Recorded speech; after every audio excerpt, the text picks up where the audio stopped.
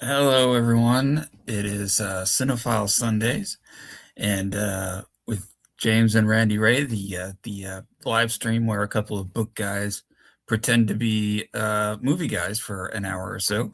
Randy Ray couldn't be with us this evening. He's feeling a bit under the weather, but we do have our very special guest Talia from the great channel Thalia Nerds Out, and we are going to be talking about the 1946 classic It's a Wonderful Life, which, if you haven't seen it, don't watch us. Just go and watch that. It's a lot better, bro.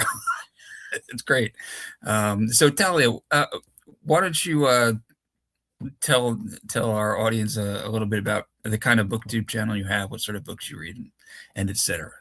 Okay, so for me, and I mention this quite a bit on my channel, I actually come to BookTube from a classic area, although it's classic mysteries. So like Agatha Christie and things like that was what initially brought me into BookTube, and then I'd read a lot of history and other classics. That's generally my preferred. I don't know, the reading of that time period just hits differently. Yeah, yeah. I've watched a few of your videos over the last couple of days, and I liked your review of Ivanhoe was good, and a lot of stuff that no one else that you talk about a lot of things that I just don't see anyone else talking about on BookTube. So it's a pretty cool channel, and sometimes you frequently have a guest who is alongside you. Yes, my mom. When we Mm. it can be a bit frenetic when we're together. Sometimes, yes. But that comes from many years of having a knitting channel together. Right. So we have an unusual flavor together.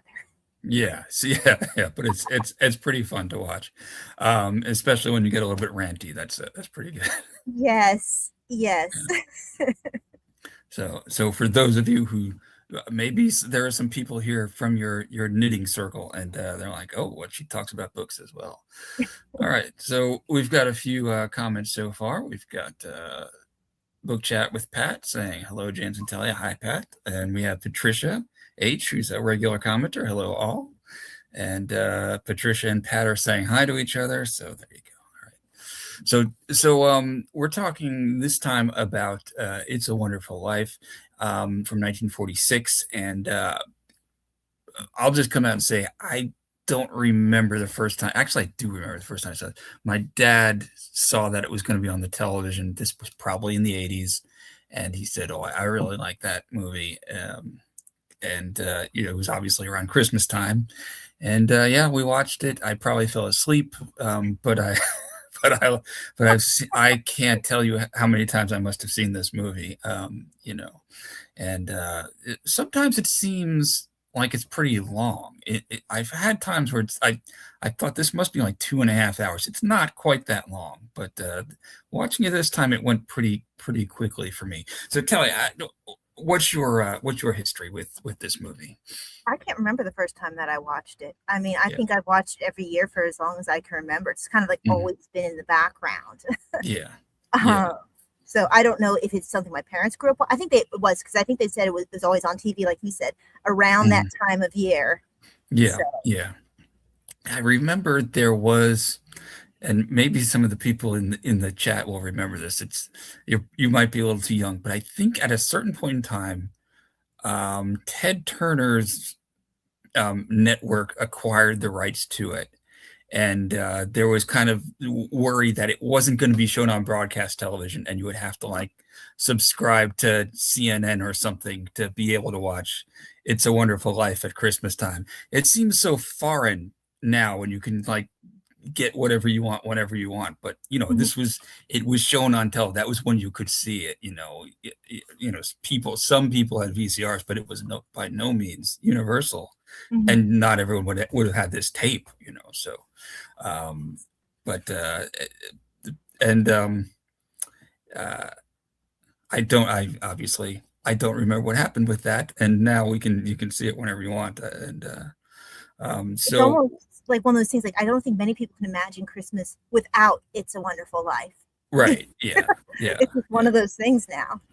It really is. I have another favorite that my wife introduced me to that I'm quite fond of, which is the Muppet Christmas Carol. I think Oh is no. fantastic. Oh no. I think I've watched that like once. My sister probably has watched it multiple times because she's a huge Muppets fan. But oh no. Yeah. It's gotta be the Albert Finney. Okay. Screw. All right. Have you There, ever I watched mean, that? I don't know if I have. I know I've seen the very old one with like Alistair Sims, and The You okay, have to watch okay, Scrooge with Albert Finney. It's a musical, but okay. it is amazing. Best Well, Scrooge ever. so is the Muppet Christmas Carol is a musical as well. Well, you know, And it has and it has Michael Caine in it. It's fantastic. But anyway, right right up there with It's a Wonderful Life, of course. uh, in our house, yes.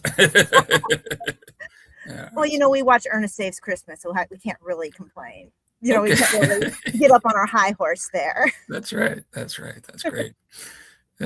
So we were starting to say when we were in the green room before this that I watched this this time, and this was my first watching of it this way, which was in the colorized version, and the reason was I was looking for it on I think it was Amazon Prime Video. That is where I watched it, and Same there here. was a black. They have a black and white and a color version, and the color one was 10 minutes longer.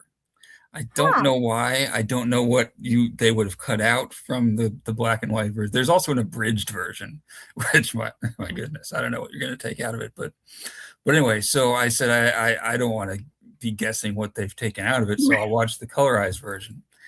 And I know you have thoughts about it, and I'll say this: it was a little bit well, it was weird having seen I it so imagine many so. times, and it seemed almost like something was kind of missing from it.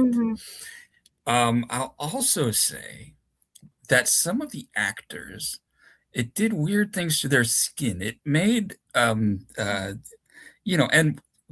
in the 40s, we weren't as, we didn't have the makeup technology where when time passed, people could Hmm. be made to look different ages.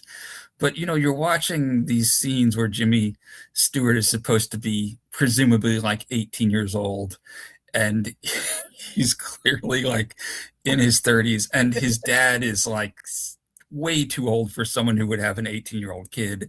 Right. And but that was a little strange, but you can get past that, I suppose. And Mr. Potter is, he goes through like 30 years of life, and even though he He's like seems the like same he's age forever. yes, he is. Yes, he is. Lionel Barrymore is just eternal, I guess. So, but what were your thoughts about the colorization? Now, I actually chose to watch it black and white.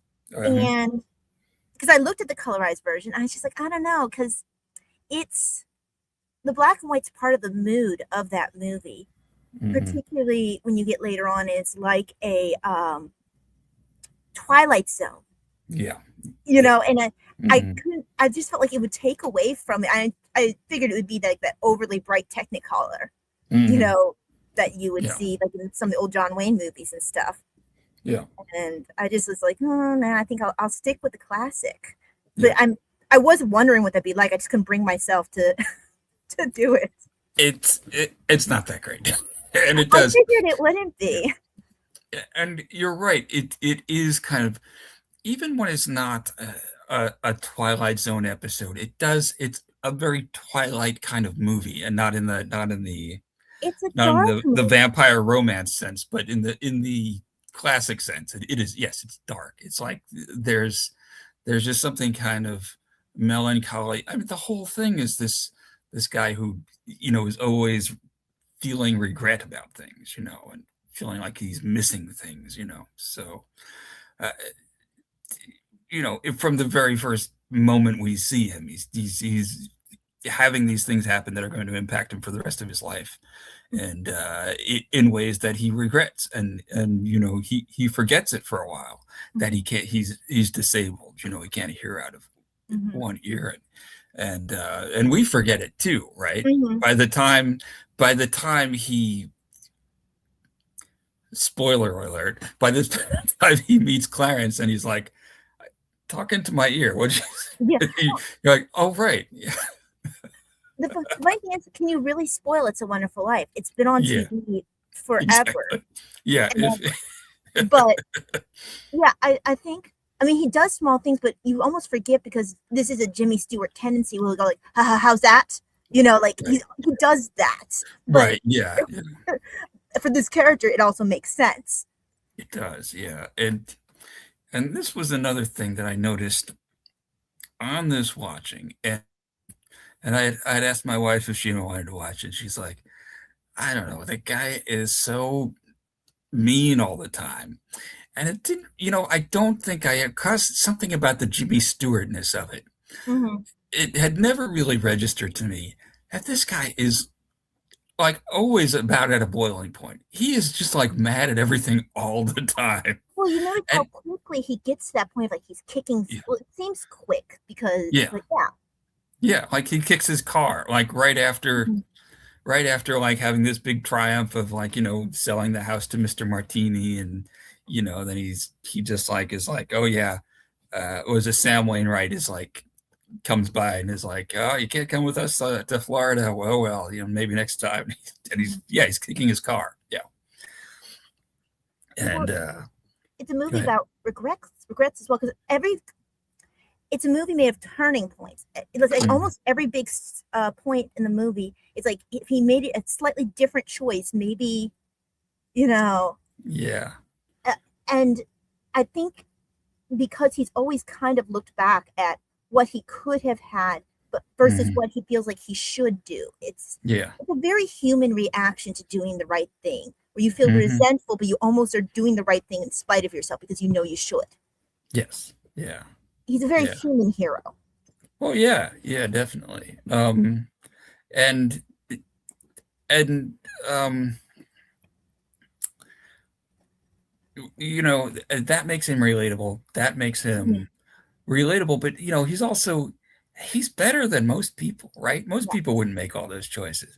And most people, you even at the end, when he's everything's falling apart and he's having this like totally heartbreaking meltdown in front of his family, and because he thinks he's gonna lose his business, he's gonna go to jail, and he like kicks this model of a bridge Mhm.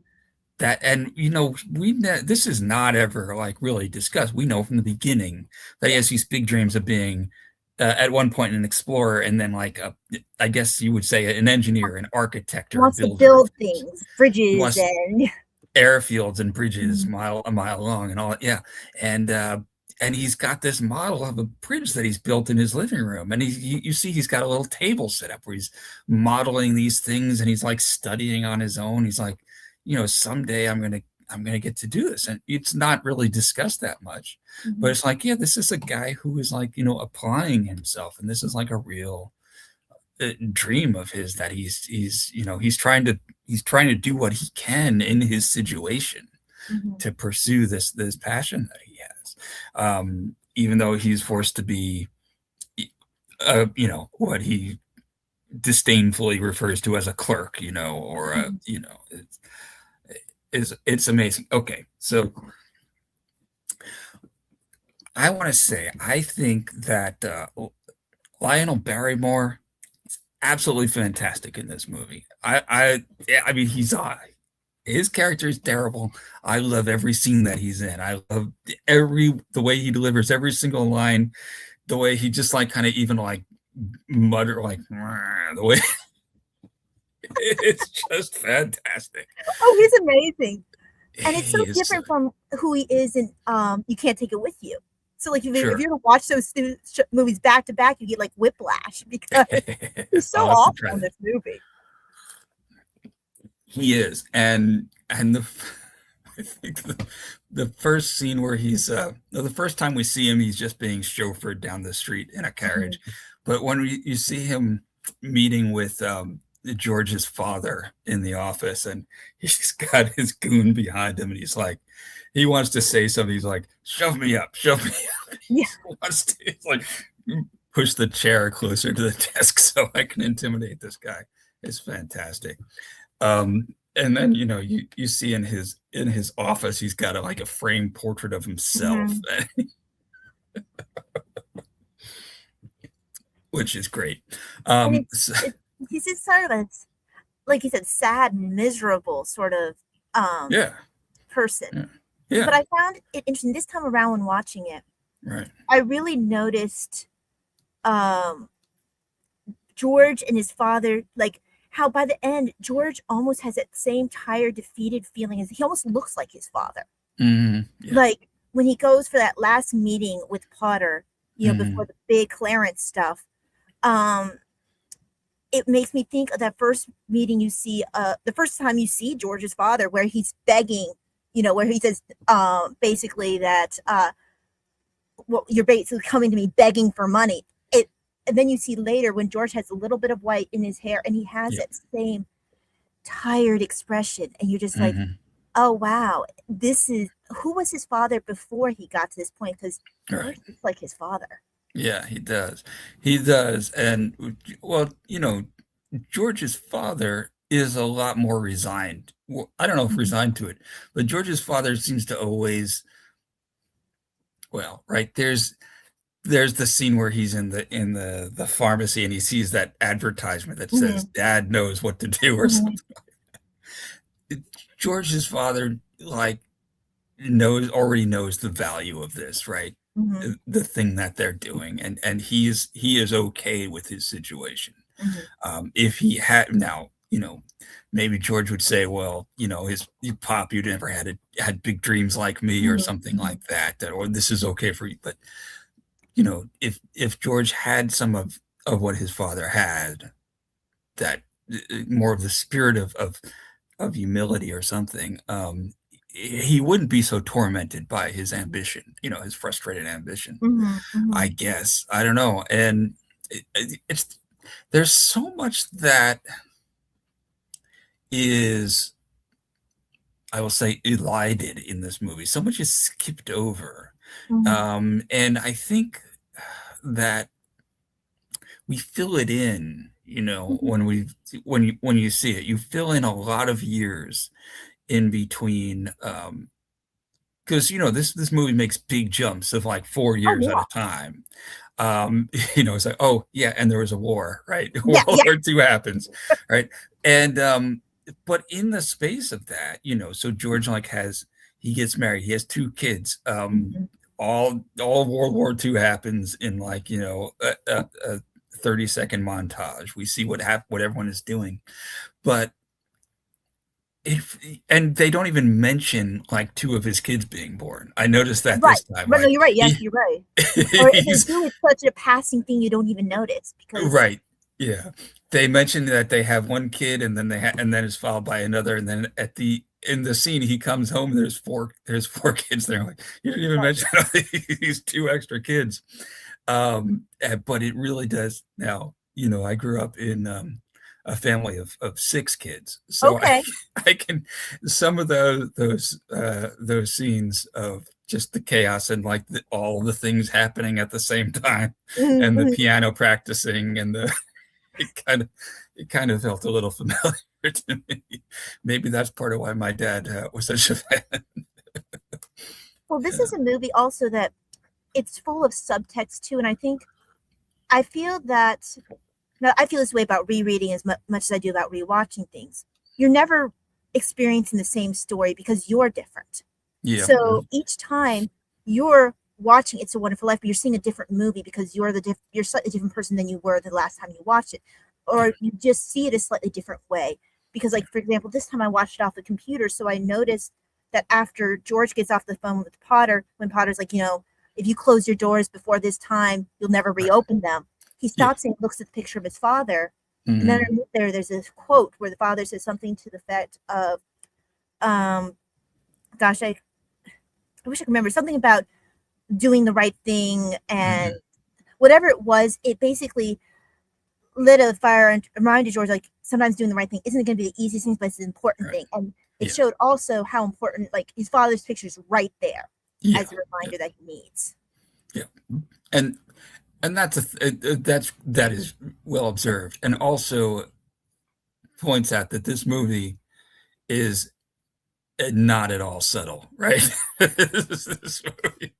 there's not a lot of like subtext, or we're trying to tease out some things about what might what might George's father have been like as a young, but really it's all right there on the side. I guess we're saying, they skip these, they leave these things out, but you fill them in.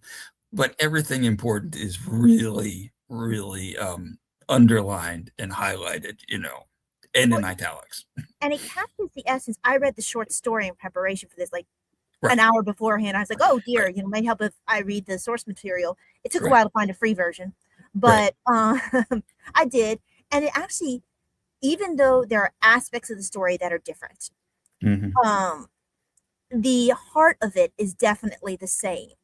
Yeah, Um, the emotion is there, the frustration, and the important stuff, in the Twilight Zone section, yeah, uh, is all there, and that's probably what drew the movie drew them to making the movie. yeah. Um, so So fun tell fact, us about the source material. Oh, I'm sorry, I didn't mean to interrupt. Go oh, ahead. not fun. It's only 64 pages. Okay. It's very short, and actually he had trouble getting it published. He attached it to Christmas cards, I believe they said, Okay. and he just spammed people with it Hmm. apparently. Um, Who was what was the author's name? Do you remember? so the author's name, I actually still have it pulled up on my phone. All right, going all the way up to the top. Okay, Philip Van Doren Stern. Okay. And George's last name was Pratt in that, and he actually worked for the bank.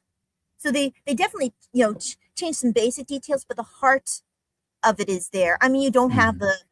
the same reason for the despair that he gets to. Right. It's a lot darker and a lot more behind it in It's a Wonderful Life, but the realization of the importance of your own life Mm. and the way that you touch other people, the Yeah. essence of that is there. Yeah. Um, and we were talking about even like I was talking to my dad about this, like you mentioned that you had discussed a little bit with your wife, about how even the lives that you think that George didn't really affect that much had their Mhm. own ripple effect. Like Yeah. Sam Wainwright, who you think he affected very little. Well, this thing with the soybeans for the Mm. plastic factory, which of course affected a bunch of people in Bedford, Yeah. Bedford Mhm. Falls because they had a job now, but Yeah. also Sam ended up getting into plastics, which allowed him to make those uh, airplane, Mhm. those bubble things. I don't know. The bubble things, yeah. I know there's a technical term. I can't think of it. Yeah. But he got that contract. For him, it Mhm. meant more money, but who knows how many lives it might have saved. Right, yeah, yeah. And that's the person that you would have thought he affected the least. Mhm. Yeah, So, yeah, that's right. because we try to argue, like, well, who did George not affect? And I think maybe Potter's bodyguard was unaffected by it. well, who knows? Maybe Potter was in a bad mood after he talked to George each time and took an out on He him. probably was, yeah.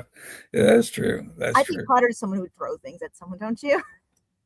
Yes, I think in a bad mood he definitely would take it out on people. Yes.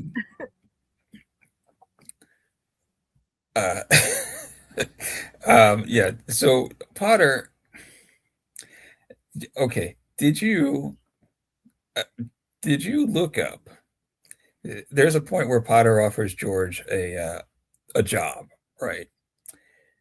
Okay, I Paying. remember that. Are you talking about how much he's? Because I did not look up past the Okay, all story. right. So he's offering him. So this is the scene that if you watched my little trailer for this talk, I was reenacting it with my dog, and he says, Your "George, poor I'm an dog. old man. Yeah, I'm an old man, and most people hate me, but I don't like them either, so it all evens out, right?" And he offers George a job because he recognizes that George is very talented at managing and organizing and And getting also that people to.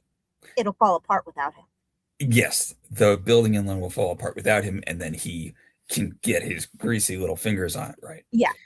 And so he offers George Bailey, who he guesses is making $40 a week, but it's 45. 45. Yes, 45. All right, 45. Yes, and he offers him $22,000 a year, which in So actually, this was watching it on Amazon Prime. I didn't have to look it up because it gave Mhm. me the little note on the side that it is in 2020 dollars, and there has been some inflation Mhm. since then. It is about $350,000 a year, which Okay. wow. Yeah, yeah. Yeah, so yeah, so that would have been quite eye-opening to him, and yeah, so and he's like, how would you like to live in the nicest house in town? Buy things for your wife, right? Yeah. Yeah. So uh and at that point I don't think didn't even have as many children. I don't he didn't have all of his Yeah, kids they yet. don't really mention how many he has at that point because Yeah, actually he doesn't have children at that point because he comes home after that's right. having That's right. chosen not to go with the job, and that's when Mary tells him that she's pregnant with the That she's firstborn. pregnant. That's exactly right. It's Yeah, one of the that's few right. times where George has something, because usually what happens, I notice this pattern.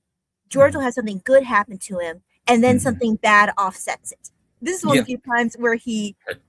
has something, the turning down the job that he's kind of down about, and then he finds out Mhm. that they're pregnant. So Right. It it goes the other actually way. was a flipping of the normal, because usually Mhm. it's like everything, like good thing. Oh nope, gotta bring it down again. That's right. That's right. Yes.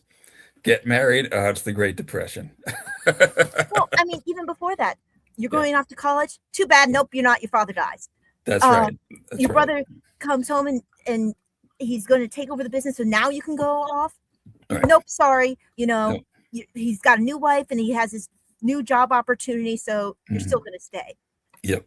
Yeah. And so, and then you see the great depression after he gets married, and it's just like Right. every single time finds out that Harry is a war hero. Yep. Nope, sorry, can't enjoy that. Right. Uncle Billy loses the money. Uncle Billy. God. Oh, Uncle Billy. I know. Poor Why? guy. Why would you give Uncle Billy that responsibility? It's too The man much. ties things on his fingers so he doesn't Uh, forget stuff. it's too much. It's too much for him. He was gonna make he wanted Uncle Billy to take over the whole operation. Can you Yeah, believe that? yeah. I don't like how did any of them think that that would be a workable? I don't Yeah, I don't know. I love his pet crow though. That is yeah. Well, fantastic he stuff. had a squirrel that would climb up him and like. Yeah, he did. I mean, he He was basically like a Disney princess. It was yes, it was very moving when Billy thought that he was going to go to prison and the squirrel and he's like got his head down on his desk and he's weeping and the squirrel comes up to comfort him. Yes, yes, and that's exactly the scene I was thinking of. Because usually you're right, it's a crow that you see around, but I Yeah, guess in his house he has a whole menagerie. that's Like, right. You realize that when you get to his house. yeah, exactly.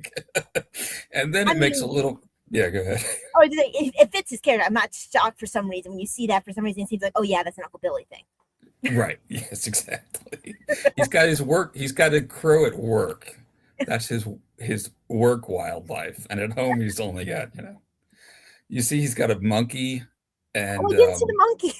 he has a monkey, he has a little white dog, and he has the squirrel, and I think there's a bird in a cage also. There's probably other things we didn't even notice because. That's probably true. It's probably true. So then when the Twilight Zone part of it happens and like, well, he's in an insane asylum since Yes, it's like, okay, guess that and might you could argue that Uncle Billy is one of the lives that was most beneficially affected by George being alive yeah. because Yeah, certainly. he Certainly. would not have been able to function on his own in a managing the business. And there's not like if Harry wasn't around, like he wouldn't have been, there would have been no one Mhm. to take care of Uncle Billy. Yeah, exactly. Maybe Uh, his sister would have, or maybe not, She didn't seem to care too much. was it his sister or was it? I thought he was the father's brother. That's right. That's right. So that would have been her brother-in-law, and yeah, Yeah. her weird brother-in-law might not have gotten that much sympathy. We have a few comments, so let's see. Book Chat with Pat says Muppets Christmas Carol is wonderful. I love all of the versions. I even remember Mr. Magoo's Christmas Carol. I remember Mr. Magoo's I've Christmas never Carol seen as that. well. Uh, I don't think it's worth digging up, but unless you're a completist. Also, Pat says, I just saw It's a Wonderful Life last week on the big screen in my local movie theater. It was magnificent. That must have been great. I assume Colorized it or was. black and white? Well, she just said after that she said, I don't think I've ever seen the colorized version. Oh, okay. Okay, so probably black and white. I remember when colorization was a new technology, and this Mhm. was one of the main movies that they used it on, or one of the like first ones, and a lot of people did not like it initially, and still don't like it, obviously. And Pat says that's a great point, Talia. I don't know what she was talking about. I saw it this last time with some of my oldest friends in the world, people I've known since childhood, and it was an incredibly moving experience. Okay, there you go. Yeah.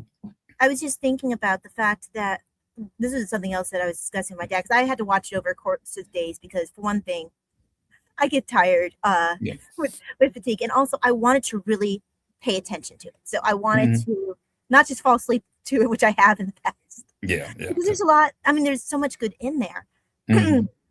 But one of the things that I was discussing with my dad is that it wouldn't have even worked to go black and white to a certain point and then ended the movie in color, because it's not like it becomes any lighter when he Mhm. leaves the sequence where, the Twilight Zone section that we've been calling it. Mhm. um it's still not any brighter as far as he knows. When he leaves, he still thinks Right. he's going to prison. He still Right. thinks he's going to be facing, ruin and scandal and Mhm. all that. Yep. The situation hasn't changed. It's as dark as Right. ever. He's Mhm. changed. His perception of it has changed. He's Yep. now got an interior feeling of gratitude. And to have changed it, if they decided to go colorize it that section, it would have Mhm. actually kind Yeah. of minimized, to a certain Right. extent, the Mhm. darkness that still exists in Yep. that. It's a very moody movie. And if I Mhm. understand, I heard that he channeled some of the emotion that he experienced during the war. I guess some sort of like PTSD, and that's where some of the pain comes through in his acting. Mhm. Yeah. Maybe so. Maybe so. I know he wasn't like a professionally trained actor. I don't know Oh, he how wasn't? many. No, he. I don't know how he got into it. I mean, he seemed to have done pretty well at it. I mean, it's Jimmy Stewart, right? So, Mhm. Well, he has a uh, charm and of a, yeah, yeah. um, but not like a Cary Grant type of charm. The kind of like, I don't know, every guy kind of charm. Yeah, yes. A more like everyone is not as good looking as Cary Grant, but uh, he's more good looking than your average person, but not like stratospherically more. Well, I don't even mean like in good looking. I mean, Yeah. Cary Grant has a suave sort of charm Mhm. for the most part. Yeah. Whereas Jimmy Stewart, well, the how's that kind of captures some of that. Right. Yeah, You, yeah. you feel like he could kind of be someone that you know, and that's usually the Right. kind of parts he plays. Right. Yeah, exactly. Someone that you know who's also like a full head taller than everyone else. And So like usually a lot better of a person than everyone else. Although from what I understand that's from his right. westerns, he ended up doing a bit of a darker character later in his career. Um, Um, I didn't watch his later westerns, so have you or seen Man Who Shot Liberty Valance? oh, that's early though, and Oh, okay, okay. So I think that's one of his earliest ones. it probably is, yeah. Yeah. No, because that one he's not. From what I understand, he played almost more morally gray in some of his later westerns. Well, I don't think I've ever seen a morally gray Jimmy Stewart Or at person. least that's what I understand. Now, Okay. I've not personally watched it. My family has watched more of the Jimmy Stewart westerns. That might be something I need to eventually go down the path and see some of his older western type stuff, because usually I think it's this period that people watch. Okay. All right. Yeah, yeah, yeah.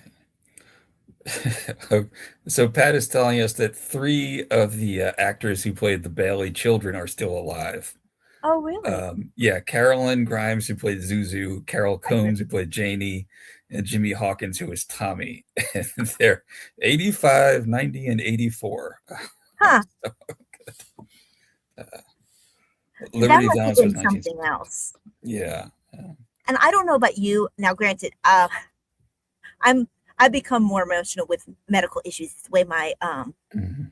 my nervous system reacts. But when you start that beginning of the movie, they start you strong with Yeah. everyone praying for George. And it Yep. does, I feel like the first one that hits you is, please pray for daddy. Oh, And yeah, yeah, yeah, that yeah. just, it Yeah. hits you right in the heart, right at the Yeah. beginning, because that little Yeah. voice and that little break there. I Mhm. think, no, she goes, something's wrong with daddy. That's what it is. Right. It's like, Yeah, yeah, oh, yes. okay, here we go. Right. Right. And I think that maybe it takes knowing what that even is about from Mhm. having seen this movie a bunch of times for it to really, because I forgotten that bit. But yes, watching it now with like the knowledge of like his family and his meltdown and all that, it does kind of hit differently, and it, in a more emotional way. I had a more emotional reaction to that, and but also especially to the end, which Mm. you Oh, I know cry every time. I I I don't. I came close this time. This was probably the closest I ever came. I don't Very know why. manly tears, I'm sure. Yes, I was extremely stoic, but I mean, I don't generally have that kind of reaction to movies, but something about it, I guess, and I think maybe it's age or something like Mm, that. But mm. it really, and I mean, come on, this movie really does pull at the heartstrings Oh, yeah. in very obvious ways, and I mean, it's as corny and manipulative as they've come, and I mean that in with all respect. I love so everyone knows I love this movie, but it does do things to you.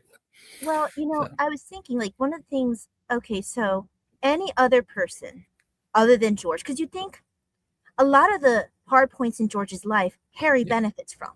yeah, yeah, Either, you know, when George, saves his life, of course, Harry benefits from that. When George hmm can't go to college, Harry right, benefits from that. Harry benefits from having the job that doesn't tie him to the, building and loan. So most of mm, the rough periods of George's life, Harry's right, the beneficiary. right, But in spite of that, to the big scene that's all about George, where everyone's bringing the money, any yeah, other man would have possibly resented his superstar brother coming yes, home right, and like taking the attention, but not George. right, yeah, George is delight. It almost makes it even better for him yeah. It's- because it it, he, actually would have been a very human reaction just for a second, like, oh, come on, I finally right, can one thing be? be mine. Well, I mean, it's really sweet how proud he is, Mm-hmm. that in the early part of that day about his brother getting that award and all that, and before everything turns dark, he's just like beaming with he. That's probably the happiest you see him, Yes. except for the other times when he's about to have really bad things happen, and when he's going about to go on his honeymoon, and then the rug gets pulled on him, Yeah, I poor think guy. the three happiest we see him with Mhm. Mary when he Yep. first, Buffalo, but girls, can you come out? That Right, and then his dad goes to the hospital, right? right. Yeah, Him getting married to Mary, then the right. crash, Then yes, and then this thing with Harry, and that, of course, right. that's The probably bit, the yeah, biggest, worst moment of his life after his biggest, greatest right, happiness. right, yeah. Oh, and you mentioned, Harry being the beneficiary, but so they tell you quite explicitly, Harry saves the life of like a whole troop Mhm. transport. So that's what hundreds of guys Well, are also on and because of. actually, okay, so this is something my dad and I noticed this time is because we would talk about it every time I watch a section. Mhm. And then, like, when Clarence tells him, your brother died, and it was almost knee jerk immediately. No, he didn't. Mhm. He saved all those men on that Mhm. transport. Yeah, That's his first reaction. It's not even, yeah, it's even before I think I saved his life. I think is no, he saved yeah. every single man on that transport because Hmm. he doesn't highlight his own Right, thing that I think it's the thing he's right. most proud of is what his brother did here. He almost doesn't even Mhm. think about the fact that, you know, I saved him. Yes, I saved him, but he saved every man on that transport. Right. Yeah. Yeah. Yeah. That's right. And so, I, another thing that really tickled me, and it's just like the actor who plays the bank examiner, who's who's visiting him on the really bad day, and he's like, my look at this, my brother just won the Congressional Medal of Honor, and he's meeting with the president, and the bank examiner says they do that sometimes Yeah, or something. Just like, So unimpressed. Couldn't have cared Sometimes they do. less. That cracks me up. Yeah, sometimes they do that. Now let me take a look at your books so I can get out of here. So I can get back to Elmira, which To spend Christmas with my family. yeah, that's right. It's the way he said that always cracks me up. It's a little bit of accent or something that he puts on it. It's upstate New York humor. Is that what that is? Okay. Yeah, It always, for some reason, tickled my funny bone. it's funny. Yeah, it is funny. I mean, Elmira. It's like, come on. I actually didn't really ever know where Elmira was. Yeah. I mean, they never really say where this place is. And at a certain point, he's like, he refers to New York as going up to New York, like as if Yeah, this you're is a right. place south of New York. But in my mind, this is upstate New York. Mm-hmm. And maybe that's just Maybe me. New Jersey? It could be, or Pennsylvania, or something like Yeah. that. Oh, I could see Pennsylvania. Yeah. Um, It's because certainly you're bleak right. enough to be Pennsylvania. Huh? What? I said it's certainly bleak enough to be Pennsylvania. So. So yeah, No offense to, yeah. How dare you? I have family who live near Valley Forge. I'm sure. Well, Pat is here, and we can't say bad things about New Jersey. Oh yes. But yeah, no, I think that I hadn't really thought exactly where they were, but obviously they're within easy driving distance of New York. Yeah, yeah. But and they have Italians, so yeah. It occurred to me, do we know why Sam Wainwright's dad wasn't in that town? Or because they mentioned Potter's the richest man in town, yet Sam's dad seems to have money, but Sam grew up there. Do we know why, Sam's father never comes up? That's a good question. Because that's something I wondered this time. Was it a weird separation issue? They don't really ever. It just hit me, particularly this time around. Do we know that Sam comes from money, or was he kind of self-made? I got the impression he came from money because there's something that he says when he's on the phone with Jimmy Stewart, and it kind of gave me the impression he wanted to talk his dad into investing in it. Oh yeah. And when you see him on the phone, he's with all these women who are hanging over him. I assume that's so we don't feel too bad about George stealing his girlfriend. This is what he's doing in his office. He's drinking martinis with showgirls or something. So that's why I kind of got the impression that maybe I always kind of had the impression Sam came from some sort of money. Yeah. Or maybe his dad just was always up. I don't know. It was something that just hit me this time around. What's up with that family situation? That's a good question. This is a topic for our fan fiction. We'll have to expand the universe. The Wainwright story. But you have to get the voice of the era right. You would, yeah. It would be called Hee Haw. The Sam Wainwright story. You could do a spin-off or something called Hee Haw. Yeah. Oh no. I wonder. You may not have seen. This is another classic that Randy wants us to talk about someday. I don't know how interested I am, but The Graduate. Are you familiar with The Graduate? I am aware of The Graduates. Okay. I think everyone knows first of all, the ending shot where they're sitting in the car together. I think everyone knows that one. And then are you trying to seduce me, Mrs. Robinson? Okay, yeah. So in the very beginning of this, there's this movie. I think it's even before he meets Mrs. Robinson and her daughter. He's just graduated from college, in back east, and he's back at his home in Los Angeles. And one of his dad's friends is trying to get him. He's trying to hire him to work at his company. He's like, "Listen, Benjamin, I have one word for you. Are you listening? Listen very carefully." He says, "What is it?" He says, "Plastics." Okay. He just wants to know that plastics is going to be the way that he should go. One word, Benjamin, plastics, which I suspect it comes as a reference to this, but I'm not sure. It might be in Right. the original book, but so anyway, and that's all you need to know from that movie. Actually, it's not bad. It has really good music, and I don't know. I don't know. Anyway, so maybe Randy and I'll do that one someday. Pat says that Bert the policeman and Ernie the cab driver are the namesakes for Bert and Ernie in Sesame Street, which, Yes. And of yeah. course, the in everything Ward Bond is is he's Bert. Yes, the cop is Bert, Yeah. right? Mm-hmm.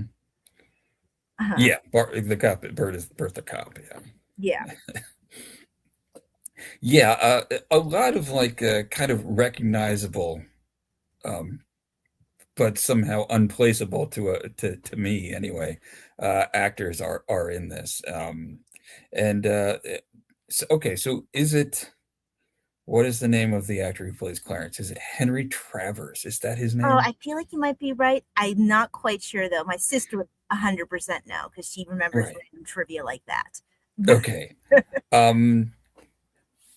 So, I've Libra never seen him Paradiso. in anything else, or I I might see him in I one other thing.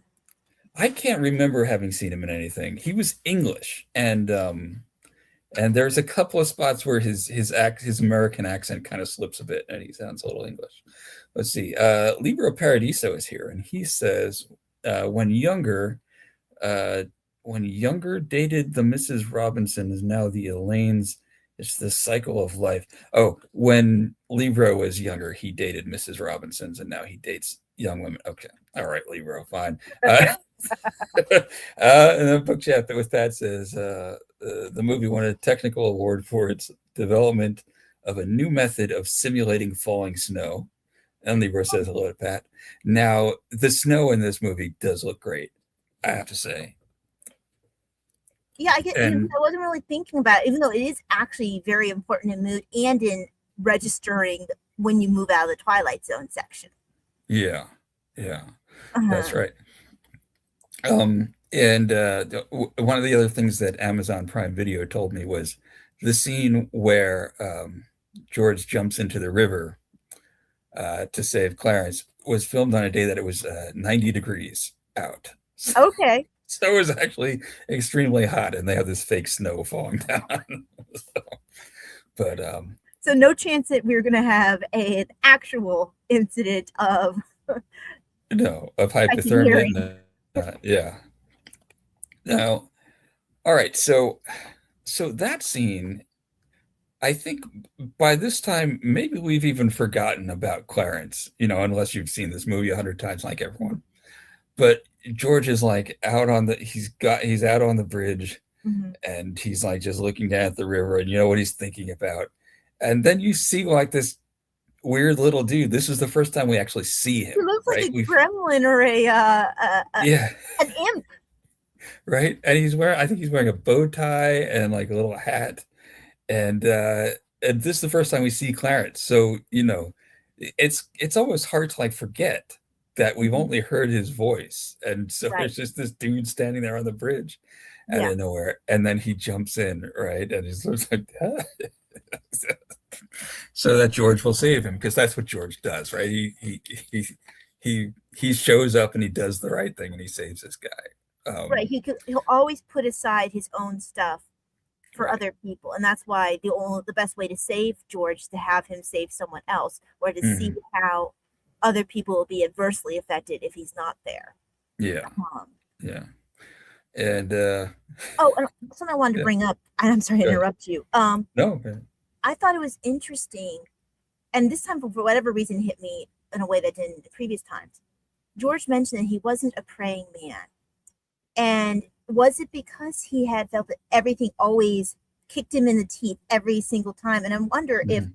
he had been a praying man, if he had been, Mhm. if maybe he would have been happier because he would have had a hope in something instead of always living with this sense of bitterness, of hopelessness. I think he had a level of hopelessness in his life, honestly, living with a level of depression.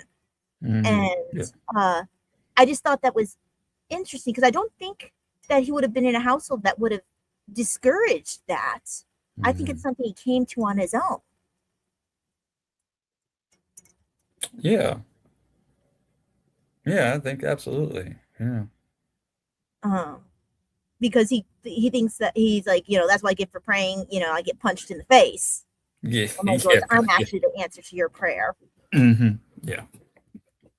That's right. I'm your guardian angel. I wonder how much of like people's even idea of a guardian angel comes from this movie. I wonder if Yeah, it I was like, wonder too, because it doesn't match the Catholic idea of what a guardian angel is. Like, it's yeah, being someone that, you know, not someone who lived and then, becomes an angel. That's very much, I wonder how many people. No, that's a good yeah, point. yeah. The whole, I mean, yeah. And I know that are you a Catholic? Yes, sir. Yeah, I grew up Catholic and was Mhm. confirmed and all that. So,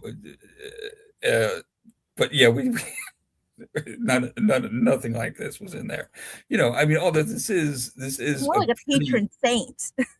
Yeah, yeah, patron saints, yeah, definitely. And confirmation saints and things like that. Yeah. But guardian angels, more of a folklore kind of thing, I think. And I don't know that I've ever read anything that had to do with guardian angels that It's wasn't directly from this, um inspired by this. the Bible mentions about having legions of angels to protect you, you know, Hmm. angels protect you. And also Baltimore Catechism does mention guardian angels, as does other aspects of Catholic teaching. So it's not so much that this movie originated the idea of guardian angels or even was influential in, like, it didn't make Catholics only think about guardian angels. I think it might influence what people thought of angels as being. Like, oh, Right. that you might become an angel when you die, kind of thing. Versus, Yeah.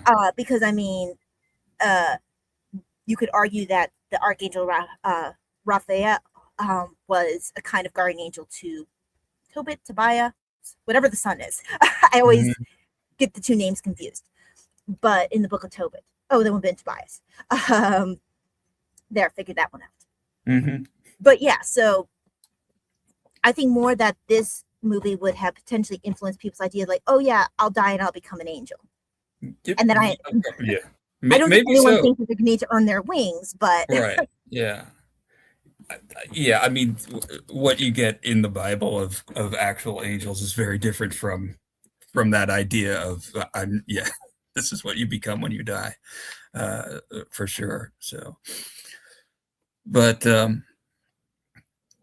so Clarence, and apparently there are some things about being an angel in the world of this movie. One of which is you are still wearing the underwear that you died in. And which is interesting.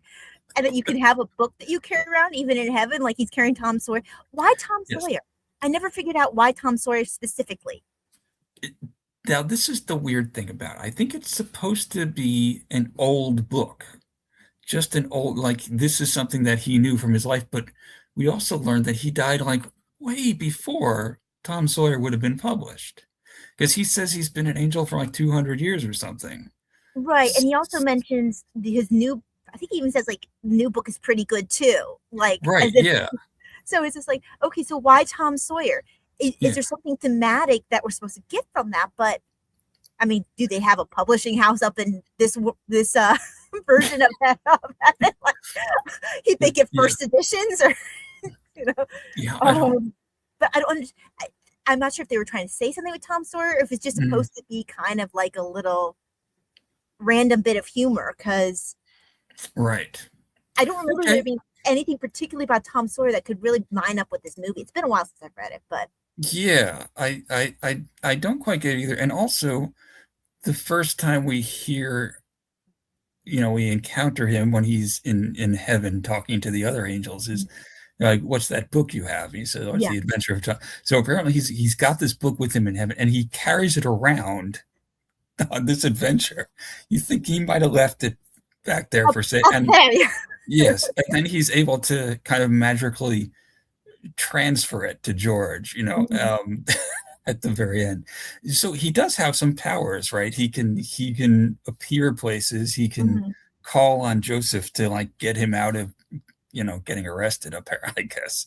And what else can he do? I mean, he doesn't have a lot of real powers besides like walking around and talking to George and telling him stuff, right? Well, He knows things, right? yes. He knows what happened to all these other people. But And I part think of that is because he just was updated, like for him, like right, 5 seconds ago. right. Yeah. And there's apparently some rules about what he's supposed to be able to tell him and what he's not supposed to tell him. Mhm. And so The when they're prime walking, directive. there's a prime direct, yeah. But I mean, it's foolishness to try and like tease apart like world building rules that is supposed to, Well, but that's like doing the same for the bishop's wife with Cary Grant. You'll hurt your head if you think about an angel falling in love with the bishop's wife. I think someone mentioned the bishop's wife in the comments. Let me scroll Oh, up. that'll be kind of funny if that was the case. Because I really did. I think that aspect of the bishop's wife always made me a bit uncomfortable because it's just a really odd idea. Okay, Libra says Cary Grant as a guardian angel and the The bishop's wife bishop's is wife, Orion. yeah. Okay. And Libra says the best angels appear in Wings of Desire. And Patricia H says, I was just going to say it. Have you seen that one? I have not. Oh, it's very good. It's a really good movie. It's from the 80s. It's very Okay. arty. It has Peter Falk, whom you Okay. might from Yeah. Columbo. Columbo. He yeah, so he plays well, is he an angel? He plays Peter Falk, but he is also able to communicate with angels. That's With interesting. it's really good. Let's see. I don't know why that brought to my brain the old movie We're No Angels with even though it's not at all related other than the fact that it's about, the title's Angels. It's a old Humphrey Bogart Yes. where he plays a criminal and they're like deciding they'll kind of be it's actually I think it also takes place during Christmas time. Now that I think about Okay. it. Mhm. Yeah, if you never watched We're No Angels, absolutely unrelated, other than the fact the name Angels is kind of sort of takes place during Christmas time. But it's kind of a fun romp. Right.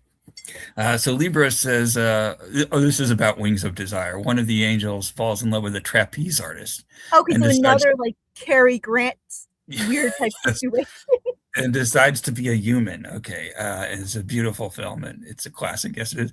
William Gass is dropping in to say Tom Sawyer is a trickster, which is true, and I Okay. suppose I suppose Clarence is also a bit of a trickster as well. Yeah. So, Well, he's definitely got so a sort of impish quality to him.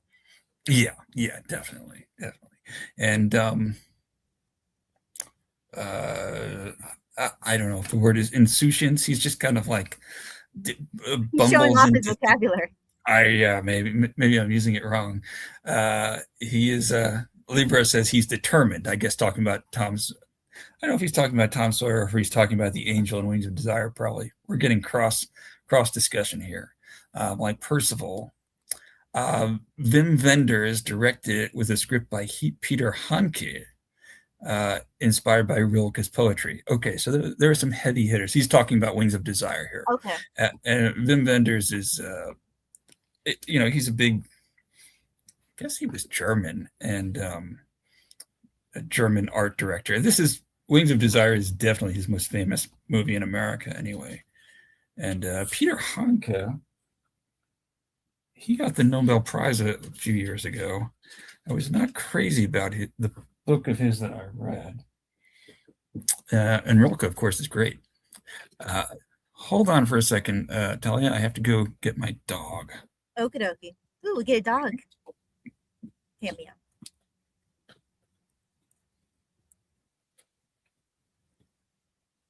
I can't see the chat, so I'm out of tea, unfortunately. Very much sad.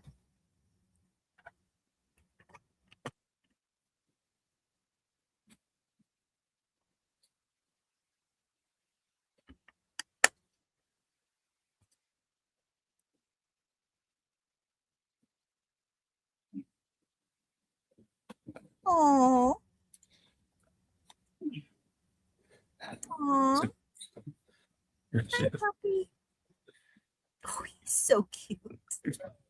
There's a point in every one time I do this live stream. Louise gets up at a certain point and needs to be attended to. So here she can hang out. Anyway,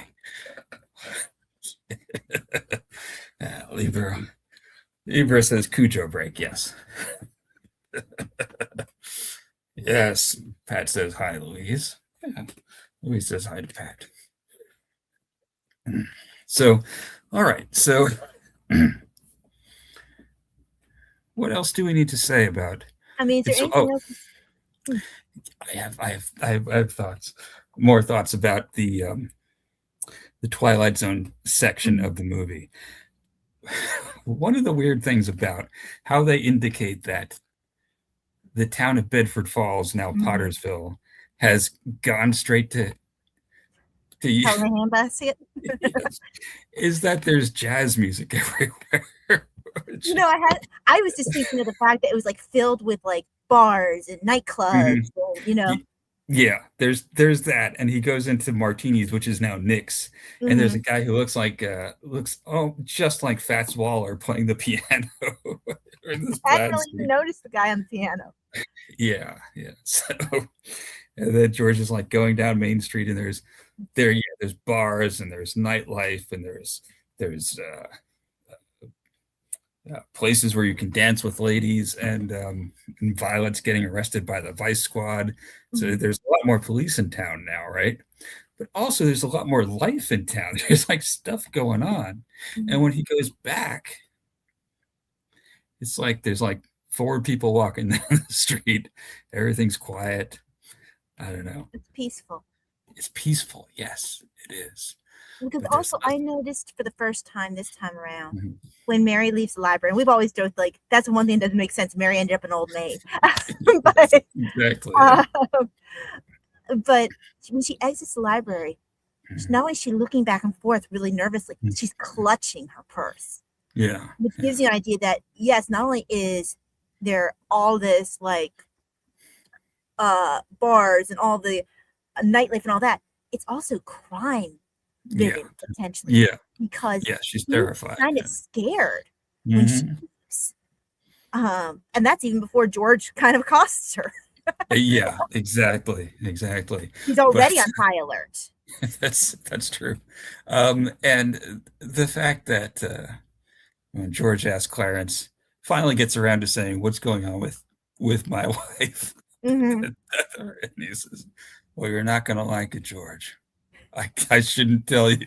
It's like, I mean, that makes it sound pretty bad. And it's like, she did get married. She works in the library, which is like, it's not so bad. Well, I guess it speaks to the culture of the time, but it also speaks to Mary herself. Mary wanted the family life. So you could argue, it speaks like to the fact of the time, like that would be seen as a tragedy, or it speaks to the fact of this isn't what she would have wanted for herself. Right. Yeah. Well observed, obviously. Now, I do think it's interesting, something that I noticed this time around. Did you ever think it was interesting that, first of all, after Mary's like, how much money do you need? Like, and they give away all their honeymoon money. Yeah. She goes and she gets a house. Like, yes. Yeah, that's like, right. And it's like, that's our first sign of what a mover and shaker Mary really is. And she fixed it up. Yeah. Well, not only did she fix it up, she goes and she takes initiative to buy a house and to arrange for Bert and Ernie to dress things up. I think the third guy there may be Marty, her brother, because there's that third guy who like takes George's hat. I don't think that's George's brother. I think it's hers. Okay. But the thing is that she arranges that on the smaller scale, and then later on, during the Twilight Zone section, while he's having his crisis moment, she's mobilizing the town. Yeah, Mary that's right. is a mover and a shaker, and she is very early on in their marriage. It's like once she accepts it, you see the look on her face when he runs off, and she's like, "First, don't look. No, please don't stop. Let's not stop. Let's go." And you see her realize, "Okay, this is what my life's going to be like," and then she accepts that and leans into it. Yeah, fantastic. Yeah. Very good. Yeah, Mary is the secret hero, or not so secret hero of this movie. Well, that's what we were joking out. We were talking about, like, wow, Mary's kind of awesome. Actually, she's kind of. Yeah, yeah, she is. I always thought she was awesome. She was quite a catch. He was lucky to get her. Yeah, he was, and she Uh, pursued him absolutely 100%. yes, yes, and she had good reason to to, to get rid of him at multiple junctures, I think. But Well, she saw early on how frustrated and bad tempered he could get, like yes, even in the courting period, and she still yeah. went after him. She said it when she was what, 9 years old. I'm going to marry you, George Bailey. She she was good as her. We always She's joke true that to her maybe word. we always joke that maybe she wasn't whispering in the right ear. I think she was, but that he did hear her, and that's why Mhm. he said he gave her the coconut anyway, All right, yeah. That or that's why he said he was going to get a harem. the the little girl who plays young Mary, the way she says, "You like every boy." What's wrong with that? What's wrong with that? I That's don't think great. that Vi could have handled it. She couldn't have stuck it out. No, no, she I wouldn't don't know have. that Harry's wife would have been able to deal with all the uh challenges that being if Harry had to be if George had actually been like, yeah, Harry, you're absolutely right. You should take over the building home. I'm Right, not yeah. sure how Harry's wife would have dealt with it. It took both Hmm. of them being special people to stick that out. Quite so. Yep, that's right. Yeah. Let's see. My favorite scene in the film is when George tells Mary he loved her. Raw emotions. That is a great scene, actually. And there's so much like build up to it because like George is like so free. He comes over there to her house and he's just terrible. He's just a pill. He doesn't even know why he's there. He He doesn't should want never to be come in there. that mode. To be quite Shouldn't have. honest with you. Shouldn't have. And there's all these things going on. It's really it's like a symphony, like all the weird stuff going on in that scene with the different intentions, like her mother is upstairs and she's in the parlor and putting the record on and the phone's ringing and It's he's coming in and chaos. he's got all this stuff on his mind that no one else in the scene knows about. Yeah. And Sam Wainwright calls and you overhear him on the phone and it is fantastic. And when he grabs her and he kisses her and he tells her that is fantastic. I love the fact that Yeah. that gate actually did stick because it worked so well because it wasn't Yeah. supposed to. Oh, Yeah, it that was wasn't supposed improvised. to, but it worked so perfectly because he had Yeah. always shown a tendency as a character to kick things when frustrated. And Yeah. so, of Yeah. course, for George Bailey, the gate would stick. Why not? It's such a George Yeah. Bailey thing to happen. That's right. Yes. So That's I right. think that it just was like one of those things that it was Mhm. divinely Right. intended. uh, Libra says, "You like every boy" is a great line. Yeah, Yes. I love that. And he's making violent love to me, mother, which is what she yells up the stairs. And he's just sitting there on the couch looking absolutely miserable. uh, Oh, the way she says it too. It's almost like as much a dig at him as anything else. yeah, exactly. yeah, Oh, but his mom to call ahead like that, that was me. yeah, that's right. Yeah. I don't want to talk about plastics or ground floors or or anything. Yeah. Um, it is what Bogart should have done with Bergman at the end of Casablanca. Well, yeah, maybe so, That but relationship was interesting in Casablanca. Like yeah, there wasn't this relationship builds up and builds up and builds. It's there's never been a feeling that there was any fraughtness in the relationship between George and Mary. There was so much mhm, history in the Casablanca relationship that yeah, um yeah, I yeah. it almost seems like well, okay. We know that Mary is kind of in love with George, like she sees him, she like passes him on the street all the time. Yeah, They've known each other this whole time. yeah. It almost feels though like up until that scene where he declares his love for her, uh, that we've seen most of their interaction.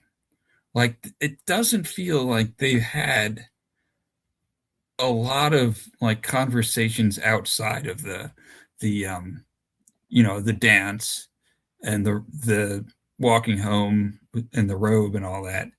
And in between then, going to visit her, it doesn't seem like they have had a lot of interaction.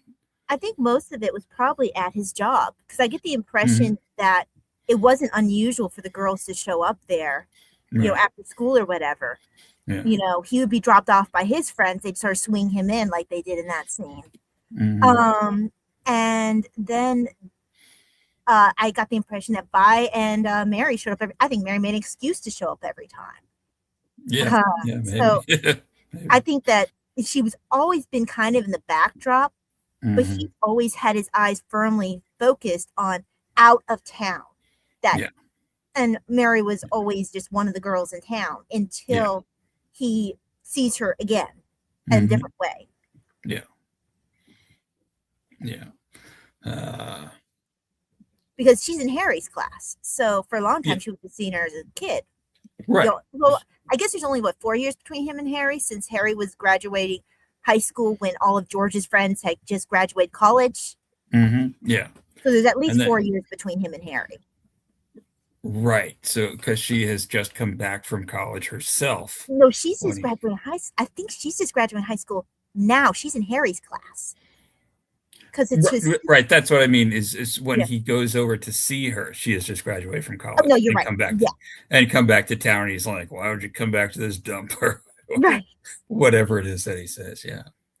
Libra says we'll always have Paris. Yeah, right. Well, yes. Libra is on record as hating the end of Casablanca. So I think Casablanca ended perfectly. To be quite, I don't think that. Honestly,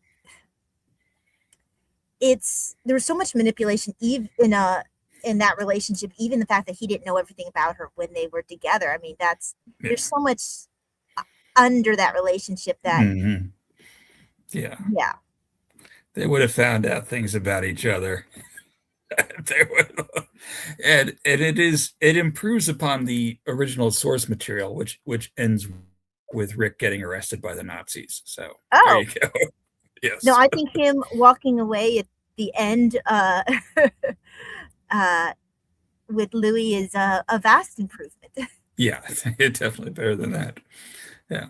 So there we go. All right. So it's been about an hour and a quarter.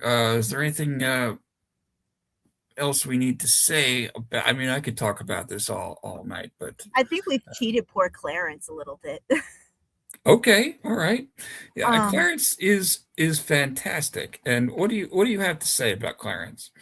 well, first of all, if you put different music to that section, you could. It's Mm, kind of like if you put different music to like "What About Bob," and you do kind of like a creepy music. You can yeah. almost end up with like a Yeah. scary kind of because there's a couple shots in there where Mm, Clarence actually, even though he's doing a genial sort of last mile mm, thing, if you think of it with different music, it's kind of mhm. scary Yeah. because almost in that with Gremlin, I keep saying Gremlin, but that kind of Mhm. and you can kind of see from George's point of view where he kind of fluctuates between being scared of Clarence, Yeah. kind of scared of Clarence, and like feeling sorry for him. Yeah. It's like he almost doesn't really know what to think about him. And you do get that. I think that one shot that's where they really zoom in close to his face and Mhm. looking like desperately from side to side Yeah. gives you that feeling that you're now kind of watching. Like, okay, you could look at it. I think sometimes people don't think of that other aspect of Clarence that could be scary. We think of him as, oh, it's Clarence. Yeah. But Yeah. Yeah. Yeah. from George's point of view, this is actually kind of a scary character. It kind of is, yeah, but it's undercut by him being like, 5 feet tall and Yeah. goofy, right? but that he's like he knows all these things about him, Mhm. right? That's that's weird, right? Well, and He also the calls him fact that he can say you've never been born, and then your life right. changes. You've Yes. never been born. And I Right. had never really completely thought of the Christmas Carol. Like he's like all of the spirits rolled into one. Mhm. Yeah, he kind of is, isn't he? Um, we don't exactly see the past, but we see the repercussions from the past. Right. Well, we see the past. George kind of gets to see it by the fact that he sees what happens when he wasn't there. So he ends up Mhm. looking back and being like, well, no, you know, this happened, that Yeah, happened. So in that way, he's being forced to visit the past, and then of course the possible future. yeah. Uh-huh. So he kind of becomes like a mixture of all of them. Um, Hmm. yeah, I mean, I guess it's funny for. I feel like on the one hand we should be able to discuss a lot about Clarence, but Clarence, even though he adds something, it's still very much of the emotional beats are George's. Even though you Hmm. do get an emotional moment with the every time a bell rings, an angel gets his wings Yeah. moment, and you Hmm. feel emotional about that. But I guess Clarence himself only adds a limited, in spite of being very important to the plot. Yeah. I mean, it's it's not right to compare this to A Christmas Carol, but A Christmas Carol is undeniably better, and there's a lot more going on in it. But there's Clarence. He's a bit of a cipher, right? We know that Mm-hmm. he's been an angel for a long time and hasn't gotten his wings. We don't really know how unusual that is, but we get the sense, right, that he's probably been at this second class level for A while. maybe a little too long, and Well, most of the Joseph other angels, sounds a bit yeah, fed up, yeah, right? yes, right. Thinking, "Oh, I forget you haven't got your wings let yet." That's And like, that's they're like, right. "Wow, they're mean in heaven. Yes. They're kind of petty up there." Yeah, shouldn't you have moved up or out by now? Yeah, I don't know what the options are for angels, At but least according to that world. yes, exactly. So yeah, but and it, I don't know why he's wearing the outfit that he's wearing, but he has the underwear that he died in on also, and he has very old-fashioned taste in alcoholic beverages, which gets them into trouble. And he's completely like guileless. That's what I wanted to say. It wasn't insouciance, it's guileless, right? He's in there and he's just like tells everyone exactly what he is, right? He's not Hmm. disguising that Right. he's an angel and that he's on this mission to save George. It's like everything is like, this is exactly what it Maybe that's why he's failed in the past. maybe so, maybe so. We don't Because know how many missions he's been sent on, right? right. Well, they sound very frustrated with him, so I'm guessing it's been a Yeah, few. And I yeah. think it takes someone with George's unique combination of personality quirks. Mhm. George is someone who's going to kind of like look at you weird if you say that, but then he's also Right. going to feel like he needs to help you. And Right. Yeah. Clarence gives that feeling of kind of needing to be helped, as well as being Right. kind of scary in ways when you think That's right. about what. So that's if he's had to if he's been assigned to people in the past who are not a George Bailey type, I could see where, Mhm. like, say if he was assigned to like Potter, Good luck. that would be an Ebenezer Yeah. Scrooge story right there if you did that. Yes. Um, Yes. because that's your Ebenezer Scrooge of that story. That's Uh, right. Yeah. but yeah, so Yeah. I mean, I think that's why he was able to succeed. It's because of who George was, you know, Right. because Yeah. George is actually a pretty special individual. Right. So it's like the thing that people say about getting rescue dogs. They say, "Well, who rescued who?" Because he goes there to save George's life, and George also, well, literally saves him. Although obviously an angel is not going to drown to death, but he saves his corporeal form this time, and then he helps him to finally transcend to the next level. Finally transcend. Yes, exactly. Yeah, Libro says it's a little extreme how much the people changed when George wasn't around. Yes, Libro. This is the Frank Capra movie. It's a Wonderful Life. Everything about it is extreme. But you got to think, George is also an extremely influential person in his own way. Yes. Mm-hmm. Yes. Because he was kind of a special. First of all, his dreams made him look into things that no one else might have been looking into, which is why he was able to affect Sam Wainwright the way he did. Mm-hmm. But I mean, the building alone is part of what allowed him to be so influential as well. Yes. As well as saving Harry's life. So it's like, it might be extreme, but I don't think we ever realize fully how much our lives have a ripple effect. Yeah. I used to be a nurse, and sometimes I would run into people and they would, first of all, for some reason, people always tell nurses that I didn't recognize you with clothes on. Awkward. But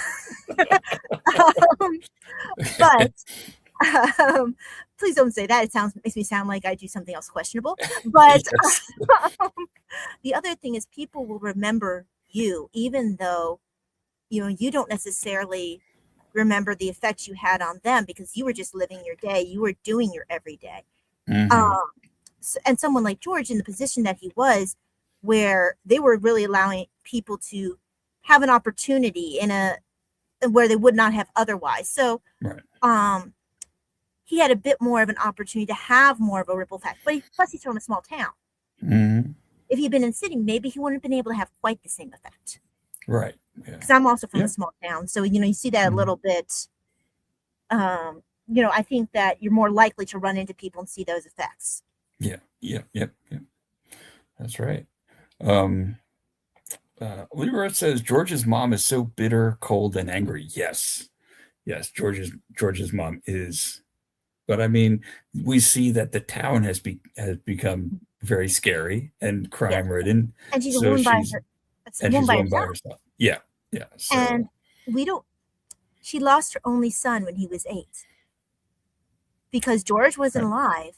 Harry didn't make it. Yeah. We don't know when Mr. Bailey died, because he didn't have George to take some of that load. That's he right. was so tired even when George was in college.